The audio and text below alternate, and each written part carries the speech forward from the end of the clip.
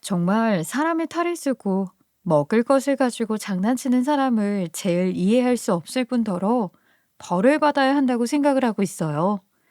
세상에 그런 짓을 하는 사람이 제 지인도 아니고 친인척도 아닌 제일 가까운 사이라고 생각했던 남편일 줄은 생각도 못하고 살았지요. 다시 생각해도 열불이 터지는 일인데 모든 것을 다 털어낸 후 여러분들께 제 이야기를 소개해 드릴 수 있게 되어 한편으로는 다행이라 생각하고 있어요. 지금부터 제 인생에서 가장 어처구니 없었고 두 번 다시는 일어나지 않길 바라는 그 일을 허심탄회하게 이야기해 보도록 하겠습니다. 우리 남편은 결혼을 한 후 십수년 만에 갑자기 잘 다니던 회사를 그만두고선 장사를 해야겠다며 저에게 일방적인 통보를 해왔어요. 처음 그 이야기를 들었을 때는 무슨 영화나 방송을 보고 바람이 불었나 싶어서 쉰소리 하지 말라고 웃으면서 넘겼을 뿐이었어요. 하지만 남편은 회사를 그만두겠다고 했던 그 말이 진심이라면서 저에게 진지하게 장사를 해야겠다고 몇 번이나 말을 하더라고요. 원래 남편의 고집이 똥고집이었기에 한번 자기가 해야겠다고 결심을 했던 일에 있어서는 무슨 수를 써서라도 움직였던 사람이었거든요. 저는 남편이 진심으로 회사를 그만두겠다고 말을 했다는 것을 뒤늦게 알아채고는 아주 크나큰 고민에 빠지게 되었어요.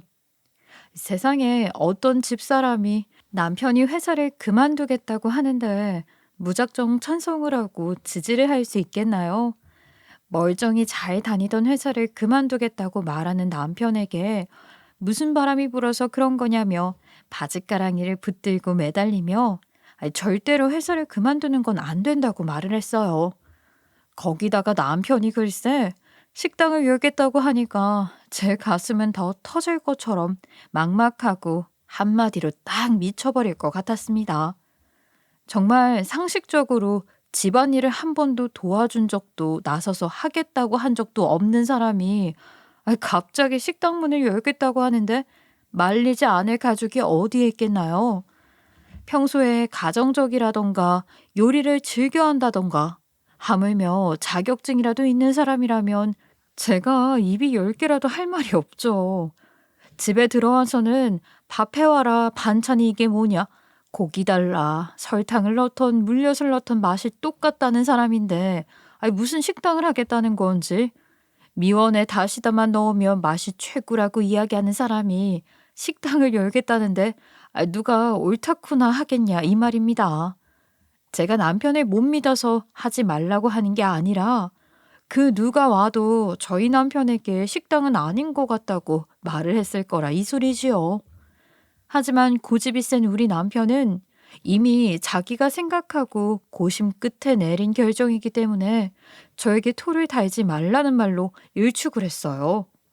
부부 사이에 어쩜 이렇게 소통이 되지 않는 건지 저는 남편에게 큰 실망을 하기도 했지만 저를 무시하는 것 같다는 느낌을 버릴 수가 없었어요.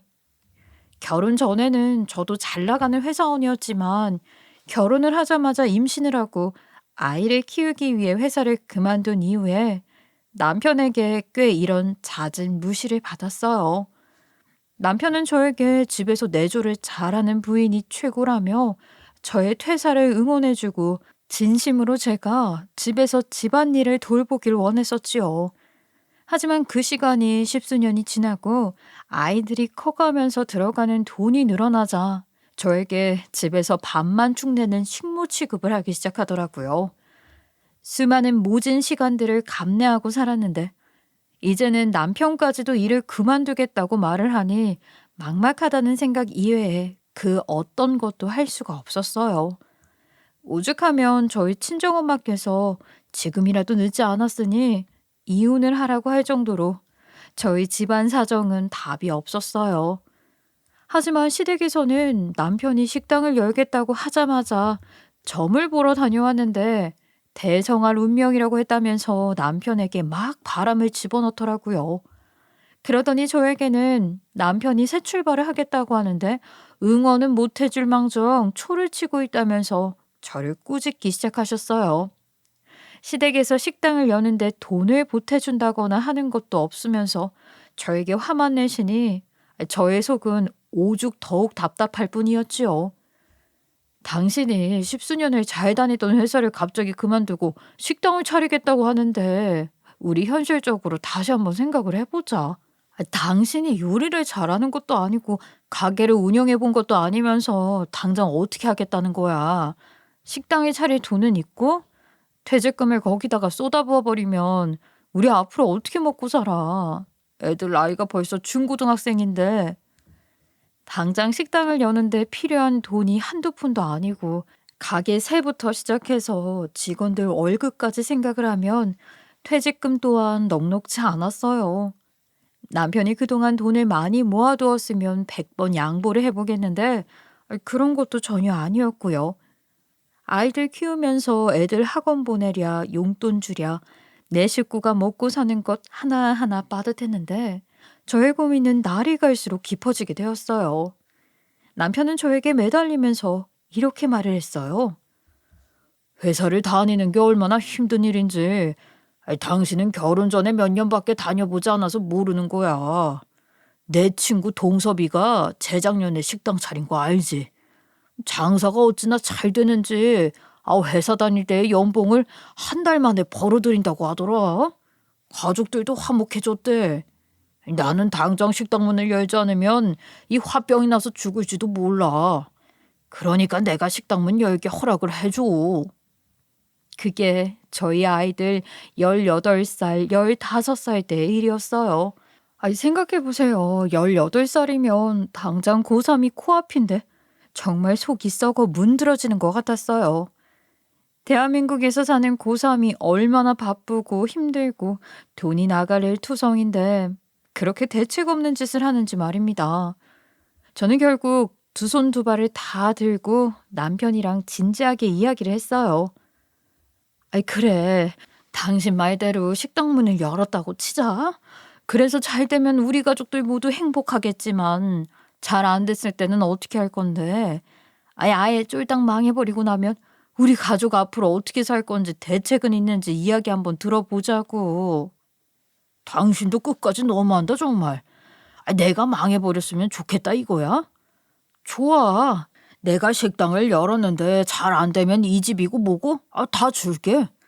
당신한테 내가 가진 재산 다 넘겨주고 이혼해 줄 테니까 이제는 내가 식당 여는데 말 좀 못하지 마라. 좋아.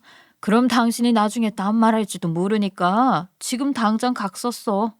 그리고 식당 망해버리면 나랑 깔끔하게 재산 다 넘기고 갈라서는 거야.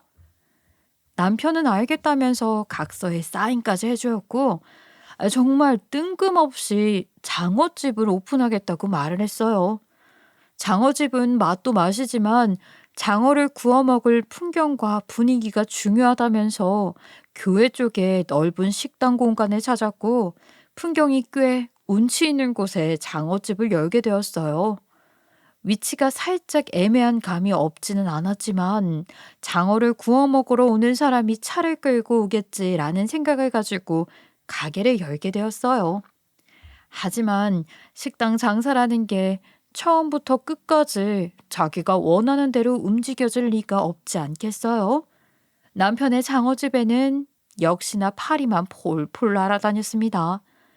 이상하게 남편이 구워오는 장어에서 맛이 좀 흙맛이 나는 게 잡내인 것 같기도 하고 비린내인 것 같기도 하고 그 흙맛이 잡히지가 않더라고요.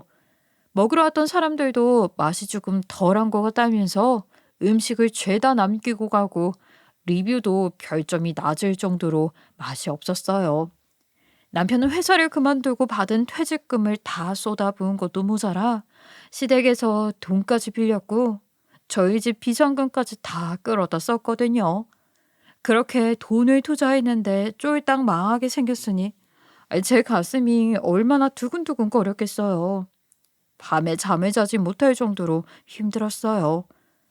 3개월이라는 시간 동안 손님은 점점 더 떨어지고 월세는 월세대로 빠지게 되고 직원들 월급까지 밀리기 일보 직전이 되자 그제서야 남편은 저에게 빌기 시작했습니다.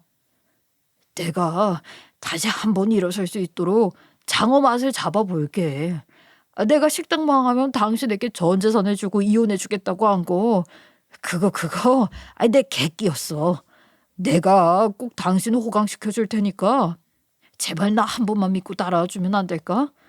내가 애들 공부하는데 절대로 누가 되지 않게 할게.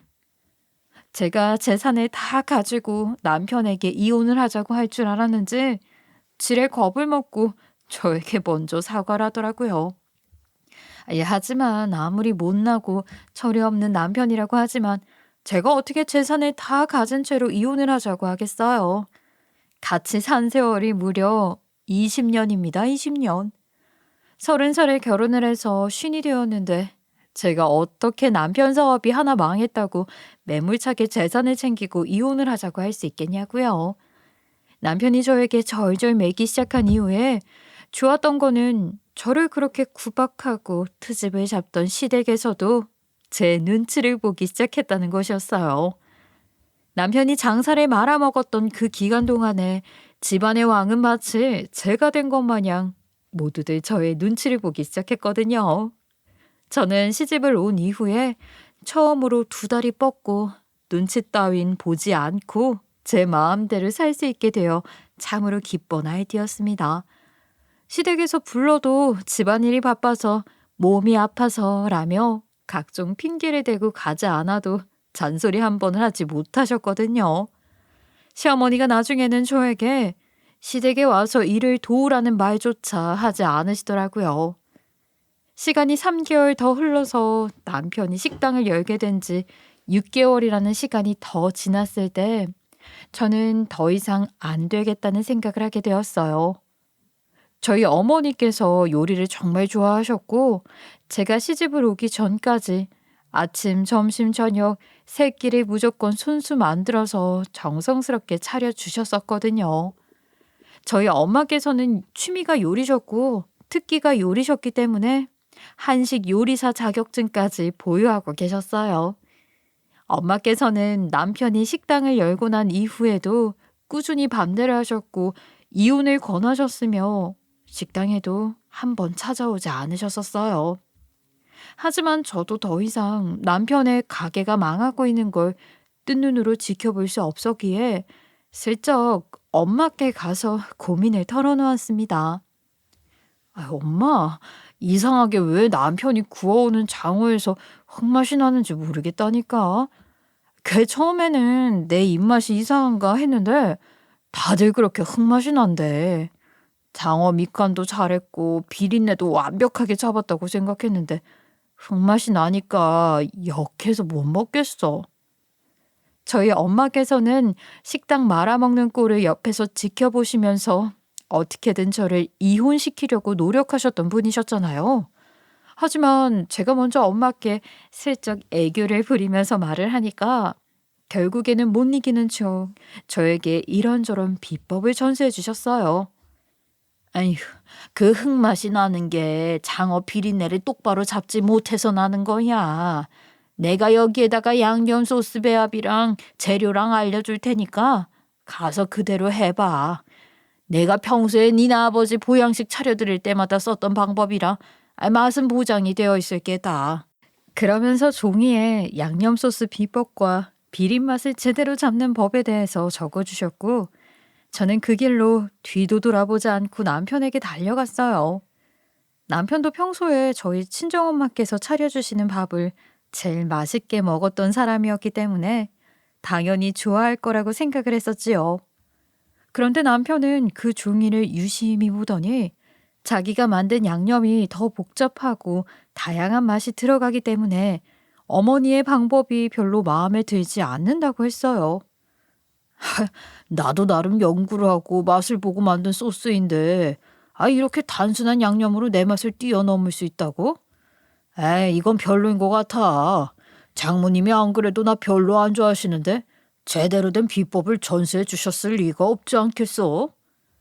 못 믿어서 궁시렁거리는 남편에게 한 번만 해보고 말을 하라면서 3일이라는 시간을 설득을 했고 남편은 결국 한 번 해보겠다고 말을 하더라고요. 저희 엄마의 비법이 정말 단순하기는 했지만 기본에 충실한 방법이었기에 남편은 그 맛없는 장어를 뛰어넘길 바라고 있었어요. 남편은 끝까지 입을 삐죽 내밀었지만 도무지 장사가 되지 않으니 지푸라기라도 잡고 싶은 심정이었겠지요. 남편은 친정엄마께서 알려준 비법 소스를 만들었고 그 이야기를 전달받으신 친정엄마께서는 아예 팔을 걷고 도와주시기 시작하셨어요. 남편의 가게에 방문을 해서 반찬부터 바꿔야 한다고 하시며 메뉴 구성 자체를 전부 수정하라고 하셨어요. 장어 맛이 달짝지근한 부분이 있으니까 매콤한 무침이 하나 있어야 맛의 조화가 잘 이루어지지 않겠나. 하지만 그 무침을 제외한 나머지 반찬들은 간이 너무 세면 안 돼. 그러면 금방 질려서 장어를 못 먹게 되니 말일세. 내가 여러 번 다녀보니까 이 깻잎 장아찌를 말이야. 간을 슴슴하게 해서 식초를 넣고 의외로 남편은 친정엄마의 말을 귀담아 들었고 잘 어울리는 음식 리스트를 쭉 받아 적더니 엄마의 훈수대로 메뉴 구성을 바꾸더라고요. 친정엄마의 도움으로 소스를 바꾸고 찬을 바꾸고 나니까 기가 막히게 흙맛이 나던 장어가 너무나도 감칠맛 나는 장어로 바뀌는 게 아니겠어요. 몇 개월 동안 이리저리 노력을 해도 고쳐지지가 않던 비린내가 드디어 잡히게 된 것이에요. 남편과 저는 엄마의 도움으로 완성이 된 이 장어 상차림을 보면서 정말 대박이라고 이제 장사만 잘하면 된다고 부둥켜 끌어안았어요. 그렇게 꾸준히 친정엄마의 비법 소스를 만들어서 팔아댄 결과 가게를 연 지 1년 3개월이 지나서야 소위 말하는 대박이 터지게 되었죠. 파리만 줄줄 날아다니던 텅 빈 가게에서 줄을 서야지만 먹을 수 있는 맛집으로 탈바꿈이 된 것입니다. 남편은 정말 담배를 피우러 갈 시간도 없이 매일 불 앞에서 싸워야 할 정도로 일이 바빠지게 되었어요. 정말 꿈에서만 그리던 월 매출을 몇 천만 원을 찍었을 때에는 세상을 다 가진 기분이 들 정도로 온 가족이 행복함을 맞이하게 되었어요. 아들은 그 사이에 대학을 가게 되었고 딸은 고등학생이 되었는데 아들의 학자금 대출을 걱정했었지만 대출 없이도 아이들을 대학에 보낼 수 있게 되었지요. 저희 가게는 대박이 나게 되자 2호점까지 근처에 오픈을 하게 되었고 2호점까지도 장사가 무척이나 잘 되었어요. 줄을 서지 않으면 먹을 수 없는 맛집이라는 타이틀이 붙자 사람들은 30분이고 1시간이고 줄을 서서 저희 집 장어를 먹으러 왔지요. 방송에서도 여러 번 소개가 되기도 했고요. 드라마 촬영지까지 되자 사람들의 관심은 더욱더 쏟아지게 되었어요. 우리 가게 풍경이 좋아서 그런지 촬영 장소로 빌려달라는 문의 전화가 쏟아지기도 했거든요.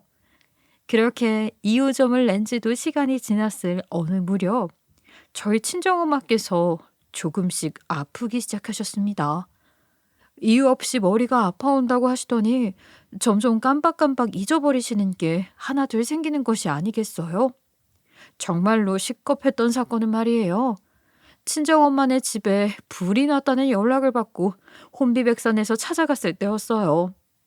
엄마께서 글쎄 가스불을 끄는 걸 깜빡하시고 외출을 했다가 집안에 불이 번지게 되면서 집이 시커멓게 다 타고 말았다는 게 아니겠어요. 정말 집 끼며 뭐며 하나도 남기지 않고 다 탔는데 다른 집까지 번지지 않은 게 다행이라는 생각이 들 정도였어요. 도저히 당장 먹고 자고 할 수 없는 상태가 되어서 결국에는 친정엄마를 저희 집으로 모시게 되었어요. 그런데 엄마 상태가 제가 봐도 조금 이상해 보일 정도로 심각한 것이 아니겠어요? 분명히 방금 밥을 먹었는데도 불구하고 1시간쯤 시간이 지나고 나면 밥은 언제 먹는 거냐고 자꾸 물어보시는 거예요. 너네 아들, 딸 이름이 뭐였더라? 내가 손주 이름도 기억이 안 나니 노망이 난 게 틀림이 없는 것 같다. 네 아들 이름이 뭐지? 그뿐만이 아니라 우리 아들, 딸이 대학생인데도 어디 중학교를 다니냐고 물어보시기도 하고요. 대학생이 되었다고 하니 깜짝 놀라시더라고요. 아이, 얼마 전에 중학교에 입학했다고 하지 않았니? 세월이 이리도 빠르구나. 언제 이렇게 컸는지 다 까먹었다. 설마 치매는 아니겠지 불안한 마음을 가지고 있었는데 엄마의 상태가 점점 더 가파르게 나빠지기 시작하면서 병원을 가봐야겠다는 생각이 들더라고요. 하지만 가게 일이 바빠서 도무지 엄마를 모시고 병원에 가서 검사를 할 시간이 나지 않았었는데 결정적인 사건이 일어나게 되었어요. 가게 일에 미친 듯이 보고 있었는데 모르는 번호로 계속 전화가 걸려왔고 받아보니까 경찰서라고 하지 않겠습니까? 김정숙 할머니 보호자분 되시죠? 할머니께서 길을 잃어버리셨는데 도저히 집이 어딘지 찾을 수가 없다고 하시네요. 보호자분께서 오셔서 할머님을 좀 모셔가야 할 것 같은데 지금 불안하신지 많이 떨고 계시거든요. 저는 그 말에 너무 놀라 가게 일도 뒷전으로 밀어버리고 바로 연락이 왔던 경찰서로 달려가게 되었어요. 경찰서에 도착해서 두리번거리니 저희 친정 엄마께서 경찰서 구석에 쪼그리고 앉아 벌벌 떨고 계신 게 아니겠어요? 제가 놀래서 엄마 하고 불렀더니 한참 만에야 저를 알아보시고는 우리 딸 왔냐고 웃으시는데 그 순간 옆에서 지켜보고 있던 경찰관이 한숨을 푹 내쉬더라고요. 치매 환자분을 집에 혼자 두시고 외출을 하시면 오늘 같은 일이 반복될 수가 있어요. 보호자분이 항상 지켜봐 주셔야 해요. 저는 그제서야 마음속으로 꾸준히 부정을 하고 있던 엄마의 치매를 인정하게 되었고 그 길로 바로 병원을 찾아가 검사를 받게 되었어요. 돈이야 넘치게 있었는데 그깟 몇 푼 더 벌어보겠다고 엄마께 소홀했던 저를 반성하게 되고 너무나도 죄송스럽더라고요. 친정엄마께서는 예상대로 치매 판단을 받게 되었고 친정엄마를 요양원에 모셔야 하나 깊은 고민에 빠지게 되었어요. 제 고민을 듣던 남편이 아주 심드렁한 말투로 저에게 그러더라고요. 치매가 아직 심각한 수준은 아니라고 하지 않았어? 그냥 대충 깜빡깜빡 하시는 정도 같던데. 요즘 치료제도 잘 나온다며. 병원도 계속 다니실 거고. 그런데 굳이 요양원까지 가실 필요가 있을까? 가게에는 사람 더 뽑으면 되니까 당신이 돌봐드려. 장모님 살면 얼마나 더 사신다고? 당신이 집에서 보살피면 시간도 보내고 하면서 좋잖아. 내가 가게에 나가지 않아도 지장이 없다고? 정말 내가 집에서 엄마를 돌보면서 지내도 괜찮겠어? 그거 안 될 건 또 뭐야? 어차피 사람 더 뽑으려고 했으니까 이참에 애들 뒷바라지도 좀 하고 장모님 모시면서 집에서 지내. 어차피 당신이 있으나 없으나 똑같아. 직원들이나 더 눈치 보이겠지. 그리고 요양병원비도 만만치 않을 거 아니야. 마지막 말이 정말 남편이 하고 싶어하는 말 같더라고요. 도대체 한 달에 버는 돈이 얼마인데 요양병원 비용을 가지고 치사하게 구는지 기가 막혔죠. 저는 순간 울컥함이 치밀긴 했지만 남편이 저에게 돈을 가져다주는 입장이니 더 보탤 말이 없었어요. 그런데 남편의 일이 잘 풀리고 제가 집에서 친정 엄마를 돌보기 시작하자 시댁에서 그동안 숨겨두었던 간섭을 다시 한번 시작하셨어요. 사돈 어른은 좋겠네. 치매까지 걸려서 어차피 기억도 하나 못하실 텐데. 그 자식들한테 돌봄도 받으시고 말이야. 너는 내가 치매에 걸려도 네 엄마 모시는 것처럼 나 보살펴주고 할 거냐? 어? 어머님, 저희 친정엄마가 아프셔서 힘든데 좋겠다는 말을 그렇게 쉽게 하실 수가 있으세요? 저도 집에서 어머니 돌보느라 힘들어요. 하긴 우리 아들 돈으로 요양병원에 가는 것도 좀 그렇긴 하지. 게다가 우리 아들이 가게 온다고 했을 때 그 사돈이 엄청 반대하지 않았었니? 그때 반대만 안 했어도 좋은 실버타운에 모셨을지도 모르지. 이렇게 될 줄도 모르고 왜 그러셨대? 물론 저희 친정 어머니께서 제 생각을 하시느라 반대를 하시긴 했지만 솔직히 말하자면 저희 엄마 덕분에 장사가 잘 되기 시작한 것도 맞잖아요. 우리 엄마께서 비법 소스 방법을 안 알려줬으면 저희 남편 가게는 이미 빚만 떠안고 소리 소문 없이 사라졌을 거예요. 그랬으면 제가 모든 재산을 다 가지고 남편과 이혼까지 했겠죠. 다 죽어가는 남편의 가게에 심폐소생술을 해준 게 누구인데 어디 시어머니가 저희 친정엄마 앞에서 주름을 잡는 건지 어이가 없었어요. 아유, 어머니, 저희 엄마께서 남편한테 비법 소스 만드는 방법을 알려주지 않았으면 지금쯤 빚이나 떠안았겠죠. 이렇게 장사를 하고 여유롭게 먹고 살 수 있을 만큼 돈을 벌게 해준 게 누군데 그런 소리를 하시는 거예요. 남편이 식당 망하면 저에게 재산 다 주고 이혼해주겠다고 했던 것도 기억나시죠? 제가 이혼했으면 그때 그냥 그렇게 망해버리는 거였다고요.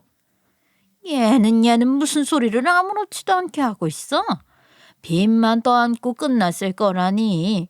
너는 애가 참 못돼 먹었다. 결과적으로는 지금 잘 돼서 모두 행복하고 유복하게 살고 있지 않니? 장사 잘 되는 게 뭐 비법 소스 때문이겠니? 가게 위치도 좋고 하니까 그런 거지. 왜 과거를 들먹여서 사람 마음 싱숭생숭하게 들쑤시고 그래? 과거 일을 먼저 들먹인 게 누군데 저한테 화를 내는 건지 솔직히 어이가 없었지만 시어머니랑 길게 이야기를 해봐야 저에게 좋을 것이 없어서 참았어요. 아무튼 친정엄마를 모시고 살게 되었는데 남편이 퇴근을 하고 들어오면 항상 장어 양념 냄새가 몸에 배어서 들어온단 말입니다.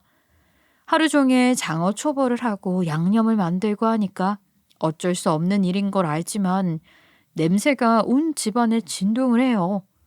그런데 저희 친정엄마께서 그 냄새를 맡으면서 계속 맛있겠다, 나도 먹고 싶다, 장어 먹고 싶다 하시는 게 아니겠어요?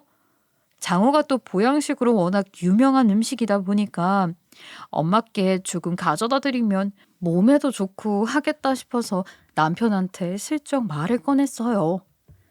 퇴근하고 집에 올 때 가게에 남은 장어 좀 싸오면 안 돼? 엄마가 매번 음식 냄새를 맡으니까 그런 건지 장어 먹고 싶다고 노래를 부르시네.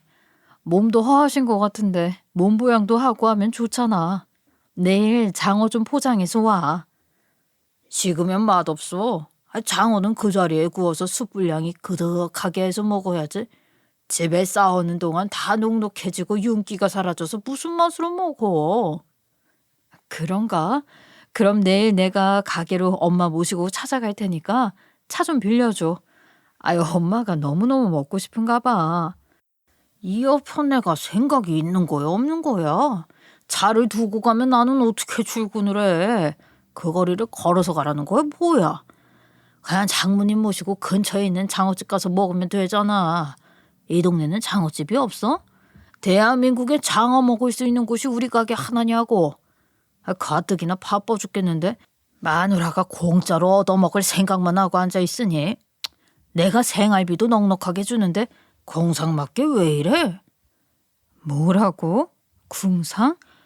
내가 뭐 돈이 없어서 당신 가게에 가서 공짜로 먹으려고 그랬겠어?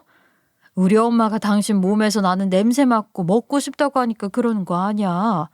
요즘 밥도 잘 못 드시고 기력도 영 없는데 비법 소스 전수해준 장모님한테 식사 한 끼 대접하는 게 그렇게 어려워? 나라면 장모님이 걱정이 되어서 말하지 않아도 보양식 좀 드시라고 장어 싸우겠다. 그게 뭐 어려운 일이라고 그렇게 유난을 떨어? 뭐 유난?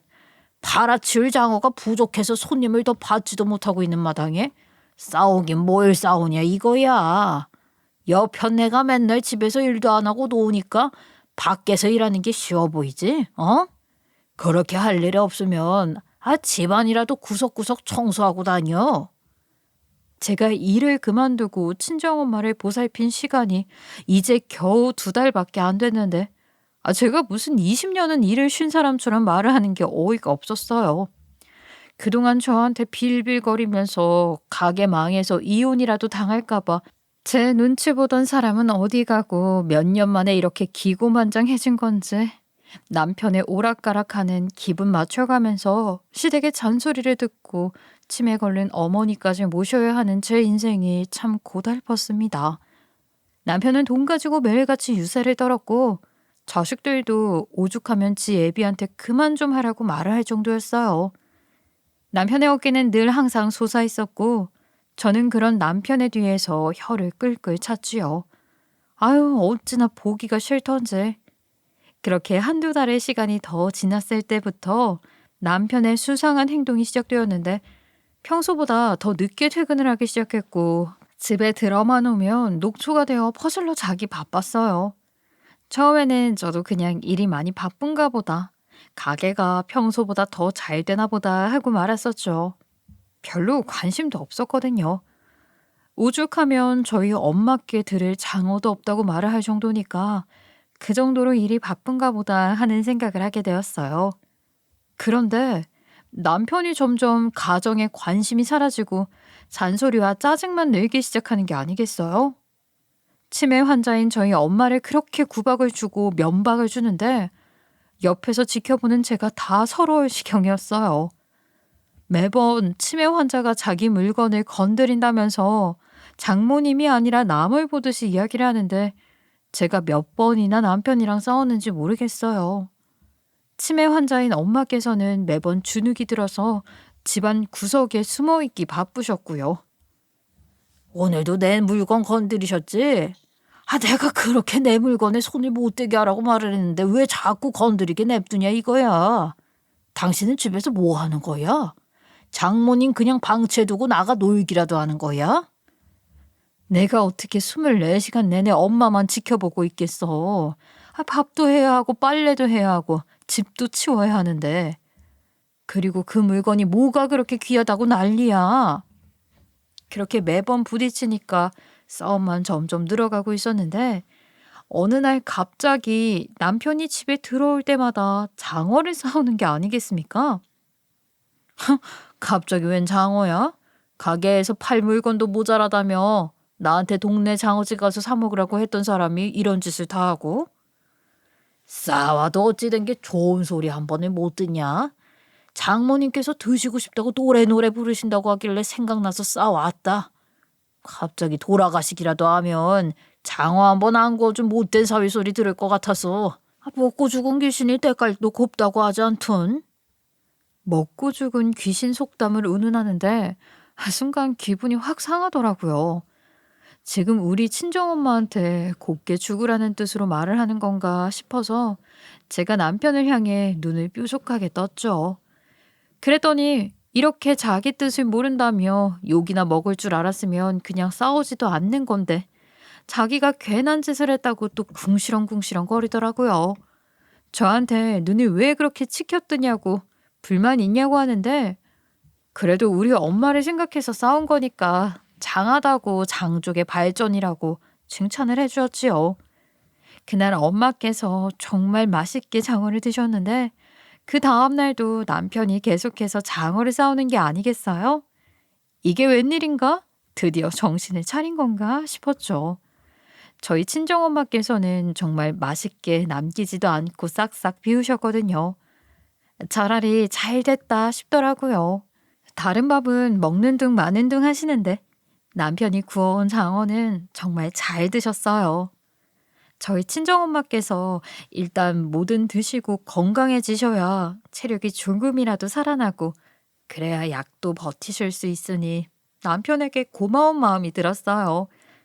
남편이 며칠 동안 하루도 빠지지 않고 장어를 포장해서 오길래 저는 정말 고마운 마음이 하늘을 향해 샘솟았어요.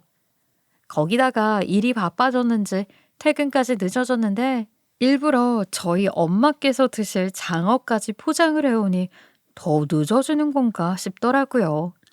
미안한 마음까지 들고 제가 남편을 위해서 뭐라도 해줘야겠다는 생각이 들더라고요. 저는 일부러 주말에 아이들이 집에 있을 때 친정엄마를 잠시 부탁하고 남편의 가게로 향했어요. 가게 직원들이 마실 음료수부터 시작해서 간식까지 바리바리 싸들고 갔어요. 일부러 남편을 놀래켜주고 싶은 생각에 말도 하지 않고 찾아가서 주방에 들어가니까 남편이 화들짝 놀라는 게 아니겠어요? 여기는 어떻게 왔어? 왜 왔어? 장모님은 어쩌고? 장모님이 우리 집까지 홀랑 태워 먹으면 어떡해? 아유, 애들이 봐주기로 해서 괜찮아. 아니, 뭐 이렇게 화들짝 놀라고 그래? 내가 뭐 못 올 때 온 것도 아닌데. 당신이 매일같이 우리 엄마 드실 장어를 싸오잖아. 내가 고마워서 직원들이랑 먹으라고 간식도 싸오고 했어. 잠깐 쉬는 시간에 먹을 수 있게 한입거리로다가 준비해왔지. 아, 애들이 무슨 수로 장모님을 돌봐. 생각이 있는 거야, 없는 거야? 그거 얼른 내려두고 집에 가봐. 불안해 죽겠으니까. 아유, 온 김에 오늘 우리 엄마한테 드릴 장어 내가 포장해 갈게. 오늘도 구워서 올 거 아니야?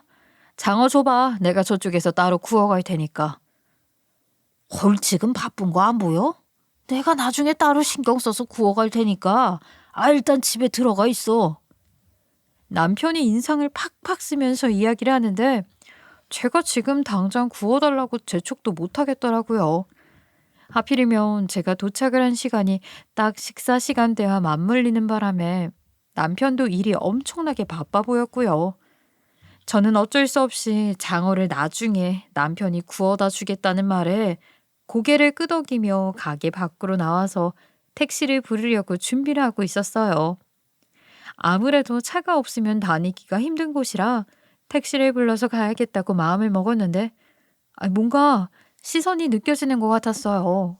고개를 슬쩍 들어서 쳐다보니까 주방에서 오래 일을 하셨던 이모님 한 분이 저를 따라 나와 주변에서 서성거리고 계시더라고요. 무슨 일이 있었나 싶어서 제가 의문이 가득한 표정으로 이모님을 바라보니까 주변 눈치를 살피신 뒤에 저에게 조용히 다가오셨어요. 그러더니 할 이야기가 있다고 하시면서 우물쭈물 입을 여시는 게 아니겠습니까? 저 사모님, 제가 할 말이 있어요. 이건 제가 모두 직접 보고 말씀드리는 거니까 절대로 저를 믿으셔야 해요. 제가 정말 오랜 시간 일했던 거 아시죠? 제가 사모님이랑도 워낙 친하게 지냈었고 마음이 썩어 문드러지는 것 같아서 말씀드리는 거예요.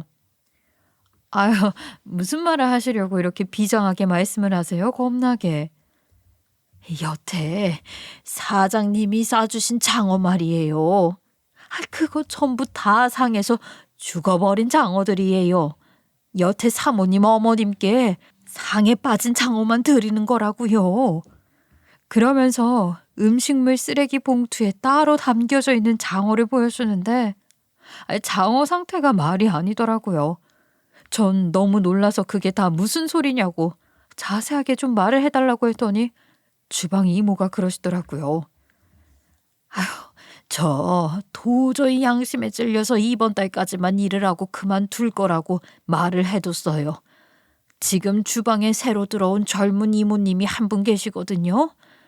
처음 인상부터 별로라고 생각을 했었는데 글쎄 그 여자랑 사장님이랑 불륜 관계더라고요. 두 분이서 항상 가게를 닫고 뭘 하는 건지.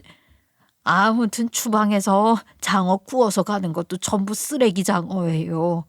음식물도 재활용하고 있고요. 제가 생각했던 가게랑 너무나도 달라진 모습에 여기까지만 일하고 그만두기로 했어요. 그러면서 저한테 제가 아무것도 모르는 것 같아서 꼭 말을 해주고 싶었다며 이야기를 하시는데 너무나도 놀라서 아무 말도 할 수가 없었어요. 사모님께서 아무것도 모르시는 것 같았고 또 오늘 간식까지 포장해 오시는 걸 보니까 제가 양심에 다 찔려서요. 아무튼 사장님께 절대로 속지 마세요. 정말 사장님은 나쁜 사람이에요. 이모님, 그럼 혹시 증거 같은 건 없으세요? 저 지금 너무 큰 충격을 받아서 아무것도 생각할 수가 없어요. 아니, 음식물까지 재활용을 한 것도 모자라 저희 엄마한테 드린 장어들이 전부 이 폐기 처분이 되어야 하는 장어였단 말이죠. 아니, 이 사람 정말 어떻게 그럴 수가. 제가 따로 증거는 만들지 못했는데 제가 눈으로 직접 본 것들이거든요. 폐기 처분되어야 하는 장어도 제가 관리했고요. 저는 손까지 벌벌 떨려서 정말 아무것도 할 수가 없었어요. 아니, 다른 것도 아니고 상해서 버려야 하는 장어를 저희 친정 엄마께 구워다 주었다는 게 사람이 할 짓인가요? 아마 저희 엄마가 치매에 걸리셨으니 맛을 판단하는 게 어려우니 이딴 짓을 벌인 게 아닌가 싶더라고요. 거기에 상한 장어 냄새는 갖가지 양념으로 냄새를 숨겼을 게 뻔했죠. 제가 남편 놈이 싸온 장어를 한 번도 먹지 않은 이유는 엄마가 너무 잘 드시기에 엄마 다 드시라고 먹지 않았으니 상한 건지 알지 못했죠. 그러면서 계속 비싼 장어를 싸오는 거라면서 자기만큼 장모님을 챙기는 사위가 어디 있겠냐고 비법 소스를 알려줘서 효도하는 거라며 갖은 생색을 내던 남편이 떠올랐어요. 어떻게 사람의 탈을 쓰고 이런 미친 짓을 할 수가 있는지. 친정엄마가 남편의 물건을 건들 때마다 화를 낸 것도 같은 맥락에서 한 행동이었나 봐요. 마치 불륜을 들킬까 봐 겁이 나서 말이죠. 저는 온몸에 소름이 돋았고 더 이상 이 작태를 참아서는 안 된다는 생각이 물씬 들었어요.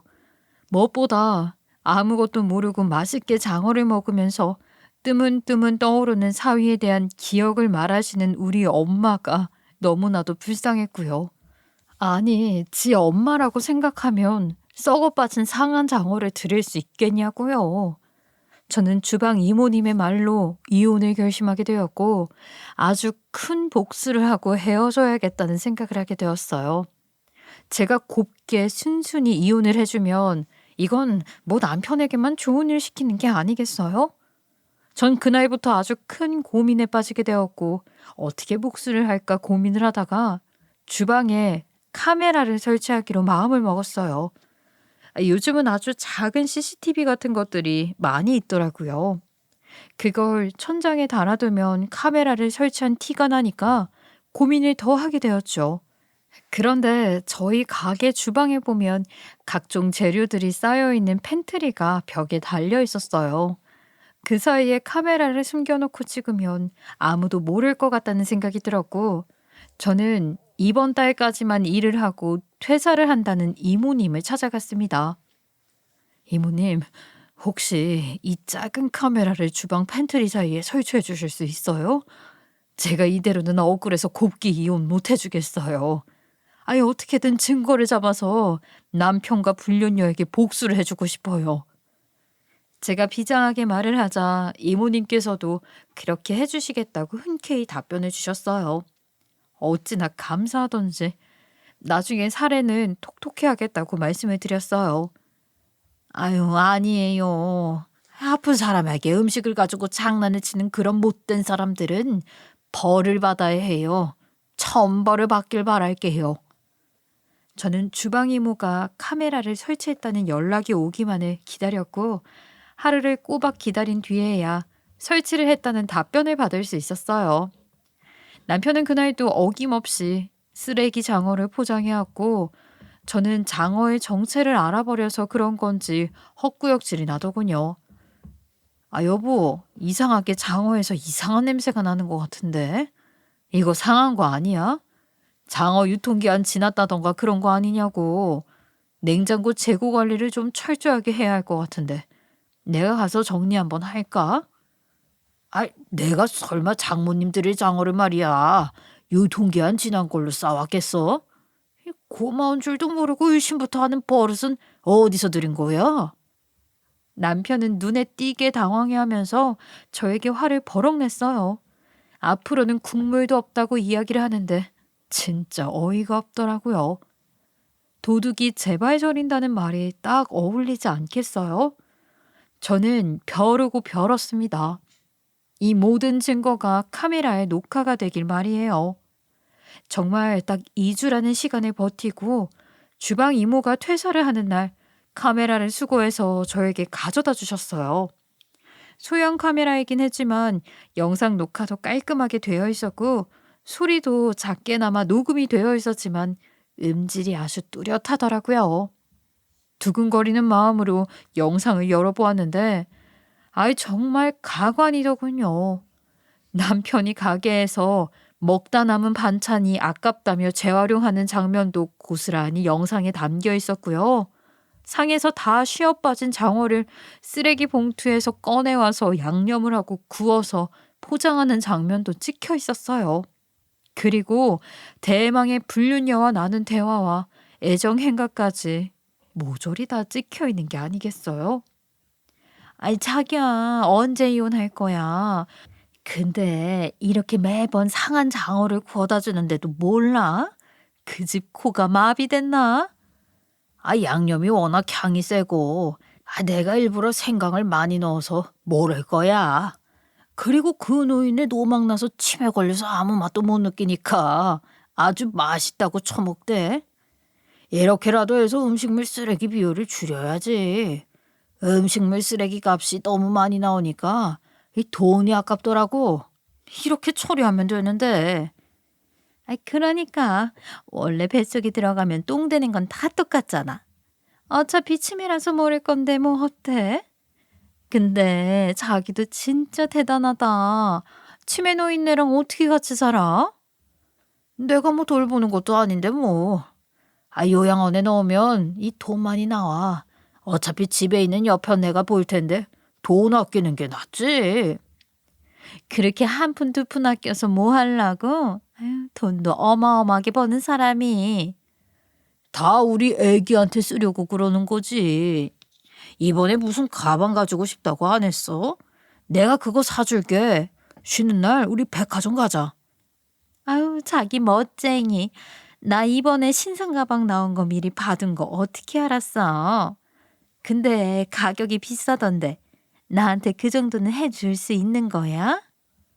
그런 대화 녹음들이 하나하나 녹음이 되어 있는데 정신이 혼미할 정도로 몸이 부들부들 떨리더라고요. 전 바로 신고를 하겠다고 마음을 먹었고 식품안전정보원과 구청에 신고를 넣었어요. 그리고 경찰서에 찾아가서 카메라 영상을 보여주고 음식물 재활용에 상한 음식까지 만들어줬다고 이야기를 했지요. 당연히 구청이고 식품안전정보원이고 난리가 났겠죠. 여러 사람들이 잘 알고 있는 소위 말하는 맛집이니까요. 그런데도 불구하고 이런 미친 짓을 하고 있었다니 공무원들 성과급이 굴러들어오는 소리가 들리지 않겠어요? 당장 조사를 하겠다면서 저에게 제보 감사하다고 몇 번이나 인사를 하더라고요. 저는 모든 일이 순순히 돌아가기 시작하자 그날 저녁에 집에 퇴근하고 돌아온 남편이 장어를 건네주자마자 그 장어를 아주 남편 얼굴에 던져버렸습니다. 벙찐 남편은 순간 정신이 들었는지 저에게 소리를 마구마구 질러대더라고요. 이 여편 내가 미쳤나? 치매 노인네랑 하루 종일 있다 보니까 당신까지 치매가 온 거야. 뭐야? 배가 불렀어? 어? 장어를 왜 던져? 네가 한번 먹어봐라. 음식을 가지고 장난을 쳐? 아무리 우리 엄마가 치매라지만 어떻게 상한 장어를 줄 수가 있니? 이 옆에는 어디서 생사람을 잡고 그래? 상한 장어는 얼어 죽을 놈의 상한 장어야? 어? 내가 뭐 그런 걸 왜 장모님한테 드리겠냐고. 말은 아주 청산 유수처럼 하면서도 절대로 입에 장어를 가져가진 않더라고요. 봐봐, 너도 못 먹잖아. 여태 우리 엄마한테 그딴 쓰레기를 줘놓고도 양심도 없다 참. 기대를 한 내가 잘못이지. 난 너랑 더 이상 못 살겠으니까 우리 이제 이혼하고 재산 분할이나 제대로 하자. 미친 거 아니야? 내가 너한테 재산을 왜 주냐? 나 그럴 재산 없고 내가 호락호락하게 당해줄 거라고 생각하냐? 우리 엄마가 써서 준 비법 소스 노트 그거 내가 가지고 있는 거 모르냐? 정당하게 대가받고 이혼할 거니까 그런 줄 알아. 넌 이제 큰일 났어 아주. 너 불륜하고 있는 것도 다 알고 있고 상간녀 소송까지 진행할 거니까 그년한테 가방 사줄 돈은 있고 우리 엄마 치매 병원 보낼 돈은 없니? 남편은 아무 말도 하지 못하고 멍하니 저를 바라만 보고 있었어요. 전 다음날 날이 밝자마자 이혼 전문 변호사를 찾아가서 위자료며 재산 분할에 대한 이야기를 들었고 상간녀 소송까지 진행하겠다며 소장을 썼습니다. 집 비밀번호도 바꿔버리고 남편에게 시댁으로 꺼지라며 일방적인 통보를 보내지요. 제가 아이들을 데리고 살 테니까 너는 몸만 나가라고 했더니 거품을 물더라고요. 하지만 그것도 잠시 식품안전정보원이고 구청 공무원이고 전부 나와서 남편의 가게 위상 상태를 점검하기 시작했어요. 당연히 음식물 쓰레기들이 질비한 식당 내부며 음식을 재활용한 사실까지 전부 다 걸리게 되었어요. 벌금에 영업 정지까지 때려맞고 바로 식당 대문에다가 엄청 큰 공고문까지 붙이고 가더라고요. 남편은 영업 정지 3개월을 당하게 되었고 이혼 소송에 상간녀 소송까지 준비하게 되었어요. 그렇게 8개월이라는 시간이 지났고 재산 분할 또한 정확하게 남편이 모은 재산의 절반을 얻어서 이혼을 하게 되었어요. 당연히 저와 아이들은 원래 살던 아파트에서 나왔고 그 집 또한 팔아서 반을 나누게 되었습니다. 통장에 돈도 두둑하게 꽂혔겠다. 아이들도 제 밥벌이하고 살겠다. 저희 친정엄마를 드디어 치매 요양원에 모실 수 있게 되었어요. 저는 지금 작은 아파트를 하나 얻어서 아이들이랑 함께 살고 있어요. 우리 첫째가 좋은 회사에 취직을 했고 둘째 또한 마지막 면접만을 남겨놓고 있어서 마음이 참 놓인답니다. 전 남편에게 받은 재산이 적지 않아서 아껴서 잘 쓰면 노후까지도 쓸 수 있을 것 같아요. 전 남편은 영업 정지가 풀리자마자 다시 장사를 시작했지만 이미 쓰레기 음식을 재활용한다고 소문이 퍼다한 가게에 누가 오겠어요? 다시 파리만 폴폴 날리고 돈도 없고 하니 상간녀도 전 남편을 버리고 떠났다고 하더라고요. 고소하게도 말입니다. 가끔 후회하는 마음을 잔뜩 담아 아들, 딸에게 연락을 한다던데 우리 아이들도 전 남편에게 큰 실망을 했기에 연락을 받아주지 않고 있어요. 나이 60에 가까워져 이혼을 한 저는 앞으로 남은 제 인생 황금길만 걷다 가렵니다. 제 이야기 들어주신 모든 분들께 감사 인사 전하며 늘 꽃길만 걷길 바랄게요. 감사합니다.